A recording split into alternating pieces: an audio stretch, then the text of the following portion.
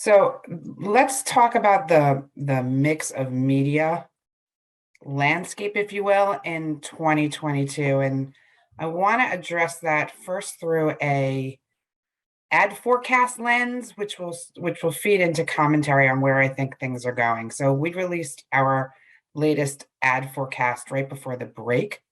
We believe that 2022 ad investment is going to grow close to 13%. So when you break that down into where that investment is coming from, first and foremost, it is led by search and social, not surprisingly, and that's about probably going to grow about 18%. So when you think about investment, you'll certainly see more and more people playing in social, specifically in TikTok. Maybe you'll see people go from perhaps testing to actually fully engaging. Then you follow that with, including the growth, you follow that with, I believe, the return of digital out of home or just out of home. I think as people start to return to the office, they'll start commuting again, they'll start traveling on business. So you'll see categories spending there that perhaps were lagging in the pandemic in 2021, specifically auto, perhaps entertainment, and maybe restaurants. Then you follow that next by video. So we're expecting video growth to be about 8% versus last year. When you break down video, there are two key drivers of the video marketplace, or we believe there'll be two key drivers in 2022. The first, which is music to my ears because it means people are diversifying their mix, is ATV, OTT, CTV. You sort of lump that together. By the way, when I speak about video, I speak about holistic video, cross-screen video. So we don't use the word TV, digital anymore. To us, it's all, everything is digital these days. I think I've said that before. So video growth will be fueled by OTT, ATV, CTV, also short form video we'll see a lot of.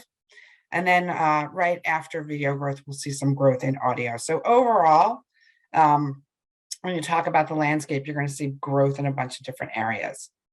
The next thing to think about is, what has COVID done to the landscape and the impact of COVID?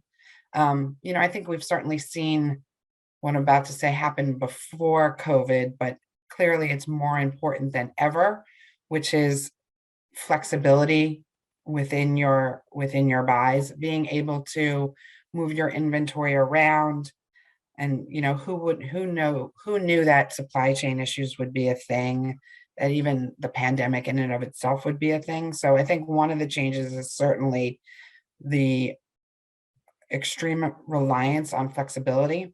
The other thing I would say that COVID has done has made us, I think everybody was always willing to test and learn, but more willing to test new forms, because clearly tried and true, whether it's general market television or just media that we've relied on time and time again, is not necessarily the same thing. Ratings are what ratings were, reach isn't what reach was. So testing new forms. And then the third thing I would certainly say is the ability to diversify your mix, to target and start looking more at audiences versus full consumption. Everybody is becoming more and more important, again, given the fragmentation that's going on in the marketplace. Dani, what are your thoughts about investment in streaming? I know it's growing considerably. What are some considerations that you have, and what opportunities does it present that's different from linear investment or social video? Yeah, so I think in a world where we are looking for, so we talk about this a lot internally. We talk about consumption versus audience, right? So consumption patterns versus audience patterns.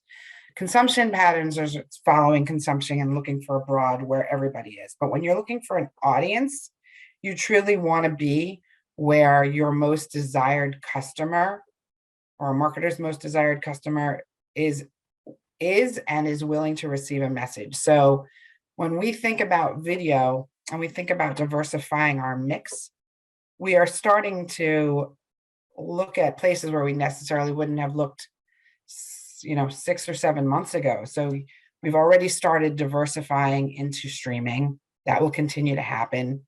We've already started using, OTT, CTV, ATV, but now we're also looking for social video for video replacement because, again, if you think about the TikTok phenomenon, there's certainly people there, and it's certainly reaching scale. So we are not just looking at video in the ways that we are used to seeing them, if that makes sense. And I want to ask about cause marketing brand. That's a big issue that, of course, has been around for a long time, but there's certainly a great emphasis on that now. Where is that going, and how does investment work with that? So you're right. Cause marketing's been around for a while. I think I think that when our clients think about cause marketing, or when we talk about cause marketing with clients, you want to think about where it organically fits. So we have clients, and there are marketers who cause marketing is in their DNA, right? So you want it to be, I think about a Subaru who's always been, into cause marketing, and it's really who they stand for. And it's such a natural, organic fit. Then I think about others that it truly makes sense for. If you think about Amazon and their climate pledge. So when we talk about cause marketing, we want our clients to really look for an organic fit. You can't force it, because our viewers and the public is smart, and they're going to see right through it. So that's some of the places we're leaning towards. I think places where we've seen clients, lean in more and more recently are certainly around ESG, environment. Sustainability is something we've seen people ask for. I think in the last year, we've seen a lot of clients lean into diversity. But we've also seen, we've done some work with, for example, I think about the work we've done for USPS and Dear Santa, which is such a nice fit. I don't know if you know what this is, but Dear Santa was a movie that Media Brands Content Studios worked with the U.S. Postal Service, and it's about the post office taking what happens to letters that get written to Santa, and then the community gets involved, and they make sure those letters actually get taken care of. It's such a nice organic fit, and that's what we're seeing a lot more of, and what we're recommending to our clients. Dani, measurement has never been more important. It's probably never been more complex. How do you see the measurement situation unfolding, and how would you like to see it unfold to do your job better and to do a better job for your clients? The topic of measurement is going to be a big topic for 2022, and it's something that we're all looking after, paying attention to, and have the desire to figure out what our North Star is. We look at measurement in two different ways. There is currency, and then there's measurement, and they truly should be separate. Measurement will help us, finding the right measurement will help us not only measure cross screen, worry about frequency. It will also help us measure outcomes and truly find a way to reach the audiences we are looking for. Currency is the thing we are going to trade on, and they don't necessarily need to be the same. With our media partners testing new forms of measurement for currency, I think you will see a lot more testing throughout the year. One thing I will say is that we have no desire to have disparate forms of measurement. There needs to be one holistic North Star in terms of currency. Otherwise, we're not going to be able to measure our campaigns. So we still believe there should be one. We will go with the right one. Doesn't mean we're not going to test and look and see what else is out there as an alternative.